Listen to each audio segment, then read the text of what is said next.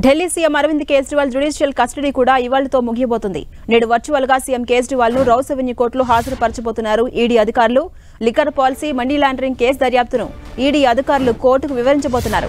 అనంతరం Kejriwal judicial custody పొడిగించాలని కోర్టును కోరబోతున్నారు. లిక్కర్ పాలసీ, మనీ లాండరింగ్ కేసులో కేజ్రీవాల్ కింగ్ పిన్ అని ఈడీ ఆరోపిస్తోంది. 100 కోట్ల రూపాయల ముడుపులు తీసుకుని కొందరికి సానుకూలంగా పాలసీలో మార్పులు చేశారని ఈడీ ఆధారాలు చూపిస్తోంది. మరోవైపు ఇవాళ సుప్రీంకోర్టులో ఢిల్లీ సీఎం కేజ్రీవాల్ ఈడీ అరెస్టుపై విచారణ జరగనుంది. ఈడీ కస్టడీని సమర్థిస్తూ హైకోర్టు ఇచ్చిన తీర్పుపై కేజ్రీవాల్ సుప్రీంకోర్టును ఆశ్రయించారు. కేజ్రీవాల్ పిటిషన్పై జస్టిస్ సంజీవ్ ఖన్నా, జస్టిస్ దీపాంకర్ దత్తతో కూడిన ధర్మాసనం విచారణ జరపబోతుంది.